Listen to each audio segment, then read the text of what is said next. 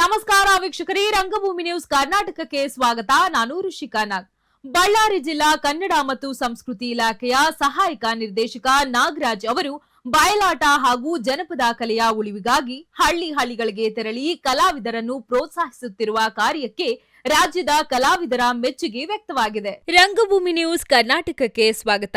ಕನ್ನಡ ಮತ್ತು ಸಂಸ್ಕೃತಿ ಇಲಾಖೆಯು ಕರ್ನಾಟಕ ಸರ್ಕಾರದ ಪ್ರಮುಖ ಇಲಾಖೆಯಾಗಿದ್ದು, ಕನ್ನಡ ಭಾಷೆ, ಸಾಹಿತ್ಯ, ಕಲೆ, ಬಯಲಾಟ, ದೊಡ್ಡಾಟ, ಸಣ್ಣಾಟ, ನಾಟಕ ಮತ್ತು ಕರ್ನಾಟಕದ ಶ್ರೀಮಂತ ಸಾಂಸ್ಕೃತಿಕ ಪರಂಪರೆಯನ್ನು ರಕ್ಷಿಸುವ ಹಾಗೂ ಪ್ರೋತ್ಸಾಹಿಸುವುದು ಇದರ ಮುಖ್ಯ ಉದ್ದೇಶವಾಗಿದೆ. ಬಳ್ಳಾರಿ ಜಿಲ್ಲಾ ಕನ್ನಡ ಮತ್ತು ಸಂಸ್ಕೃತಿ ಇಲಾಖೆಯ ಸಹಾಯಕ ನಿರ್ದೇಶಕರಾದ ಶ್ರೀಮಾನ್ಯ ನಾಗರಾಜ್ ಅವರು ಜಿಲ್ಲೆಯಲ್ಲಿ ಬಯಲಾಟ ಉಳಿವಿಗಾಗಿ ಹಗಲು ರಾತ್ರಿ ಎನ್ನದೆ ಶ್ರಮಿಸುತ್ತಿದ್ದಾರೆ.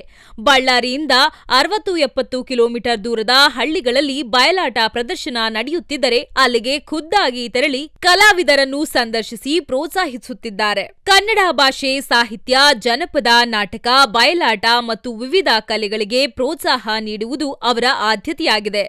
ಕಲಾವಿದರ ಕಷ್ಟಸುಖವನ್ನು ಅರಿತು ಕನ್ನಡ ಭಾಷೆ, ಸಾಹಿತ್ಯ, ಜಾನಪದ, ನಾಟಕ, ಬಯಲಾಟ ಮತ್ತು ವಿವಿಧ ಕಲೆಗಳಿಗೆ ಪ್ರೋತ್ಸಾಹ ನೀಡುವುದು ಅವರ ಆದ್ಯತೆಯಾಗಿದೆ.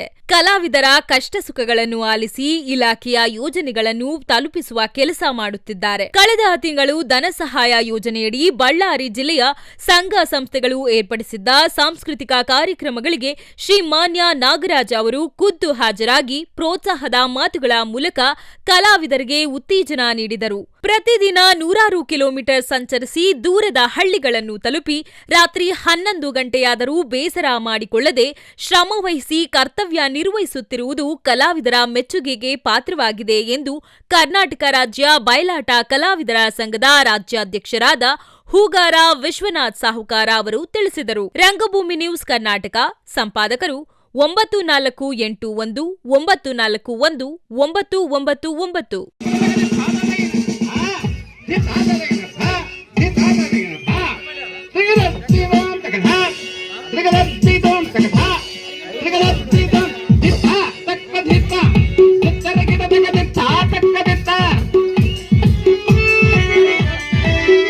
ನಮ್ಮ ಬಯಲಾಟ ಸಂಘದ ಅಧ್ಯಕ್ಷರಾದಂತಹ ವಿಶ್ವನಾಥ್ ಸರ್ ಸಹ ನಮ್ಮ ರಂಗಮಂದಿರದಲ್ಲಿ ಸಹ ಅನೇಕ ಕಾರ್ಯಕ್ರಮಗಳು ಮಾಡಿದ್ದಾರೆ. ಅವರು ಸಹ ಈ ಕಲೆ ಬಯಲಾಟದ ಉಳಿವಿಗಾಗಿ ತಮ್ಮ ಶ್ರಮವನ್ನು ವಹಿಸ್ತಾ ಇದ್ದಾರೆ. ಅಂಥವ್ರಿಗೆಲ್ಲರಿಗೂ ಸಹ ನಾವು ಸಾರ್ವಜನಿಕರು, ಕಲಾಭಿಮಾನಿಗಳು ಸಹಕಾರ ನೀಡಬೇಕು. ಅದೇ ರೀತಿ ಸರ್ಕಾರವು ಸಹ, ಇಲಾಖೆಯು ಸಹ ಸಂಪೂರ್ಣ ಸಹಕಾರವನ್ನು ನಿರಂತರವಾಗಿ ನೀಡುತ್ತೆ ಅಂತ ಹೇಳ್ತಾ ನನ್ನ 2 ಮಾತುಗಳು ಮುಗಿಸ್ತೇನೆ. ನಮಸ್ಕಾರ. ಇದಾಗಿತ್ತು ಈ ಕ್ಷಣದ ರಂಗಭೂಮಿ ನ್ಯೂಸ್ ಕರ್ನಾಟಕ. ನಮಸ್ಕಾರ.